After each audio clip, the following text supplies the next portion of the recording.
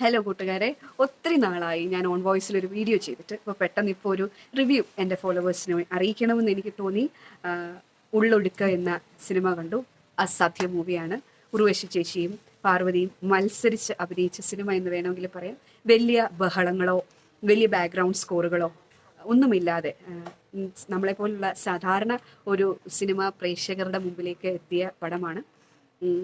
ആദ്യം തന്നെ പറയട്ടെ, ഇങ്ങനെ ഒരു എക്സ്പെരിമെന്റ് അല്ലെങ്കിൽ ഇങ്ങനെ ഒരു അറ്റംപ്റ്റ് നടത്തിയ ഡയറക്ടറിനോടും ഇതിനു മുന്നിലും പിന്നിലും പ്രവർത്തിച്ച എല്ലാവരോടും എൻ്റെ ഹൃദയം നിറഞ്ഞ സ്നേഹവും നന്ദിയും അറിയിക്കുകയാണ്. Such an emotional movie.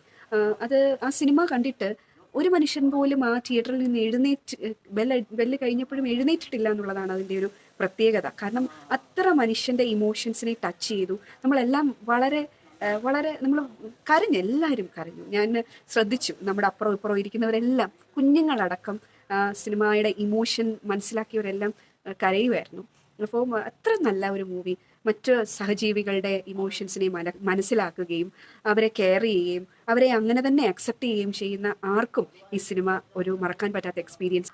ഞാൻ ആ സിനിമ കണ്ടുകൊണ്ടിരുന്നപ്പോൾ തന്നെ ഒരുപാട് തവണ ഉർവശി ചേച്ചി എന്ന് പറഞ്ഞ ആ ലെജൻഡറി ആക്ട്രസിനെ മനസ്സുകൊണ്ട് ഒരുപാട് തവണ തൊഴുതു. കാരണം ഇങ്ങനെ ഒരു ലെജൻഡറി ആക്ടർ, ആ പുള്ളിക്കാരിയെ നമുക്കങ്ങനെ ഫ്രെയിമിൽ കാണാൻ പറ്റുകയും ആ അഭിനയം എക്സ്പീരിയൻസ് ചെയ്യാൻ പറ്റുന്നത് തന്നെ ഒരു വലിയ ഭാഗ്യമായിട്ടാണ് ഞാൻ കാണുന്നത്.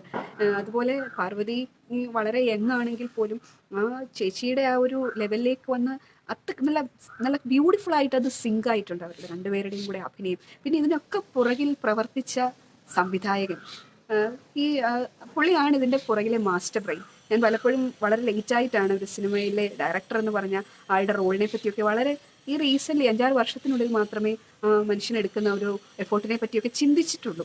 അപ്പോൾ ഇങ്ങനെ ഒരു എക്സ്പെരിമെൻ്റ് ചെയ്യാനും ആ സിനിമയിൽ കമ്മിറ്റ് ചെയ്യാനും ഒക്കെ കാണിച്ച ഈ രണ്ട് സ്ത്രീകളുടെയും ഒരു ധൈര്യം, അത് മുമ്പോട്ട് കൊണ്ടുപോകാൻ കാണിച്ച സംവിധായകൻ, അതിൻ്റെ entire crew, thanks a lot ഇങ്ങനെ ഒരു സിനിമ ഞങ്ങൾക്ക് തന്നതിന്. പിന്നെ എനിക്ക് എടുത്തു പറയേണ്ടത് അതിൻ്റെ ചില ഷൂട്ട് ചെയ്ത രംഗങ്ങൾ, ആ മഴയും ആ വെള്ളം പൊങ്ങിക്കിടക്കുന്നതും ഒക്കെ വളരെ ഭയങ്കര ഒറിജിനാലിറ്റിയാണ്. നമ്മളൊക്കെ അങ്ങനെ ആ ഒരു സ്ഥലത്ത് ഇരിക്കുന്ന പോലെ നമുക്ക് ഫീൽ ചെയ്തു. വളരെ ഫീൽ ഗുഡ് മൂവിയായിരുന്നു.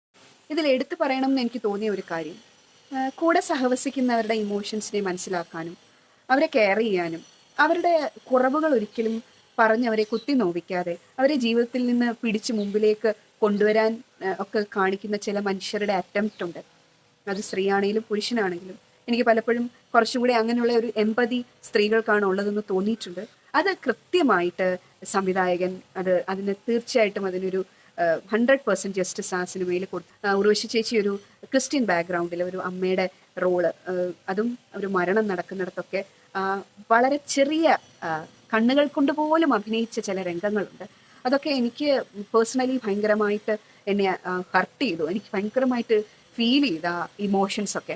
അതുപോലെ എടുത്തു പറയത്തക്കവണ്ണം എനിക്ക് തോന്നിയ മറ്റൊരു കാര്യം, ചില രംഗങ്ങൾ, അതും ഒരു കുട്ടനാട് പോലൊരു സ്ഥലത്ത് വെള്ളം കയറി, വീട്ടിൽ വെള്ളം, പരിസരം മുഴുവൻ വെള്ളം, അതൊക്കെ എന്തുമാത്രം technical and non technical team അവർ എന്തുമാത്രം എഫോർട്ട് ഇട്ടിട്ടായിരിക്കും അതിൻ്റെ പിക്ചറൈസേഷൻ. എൻ്റയർ ക്രൂവിനോടുമുള്ള എൻ്റെ നന്ദി അറിയിക്കുന്നു.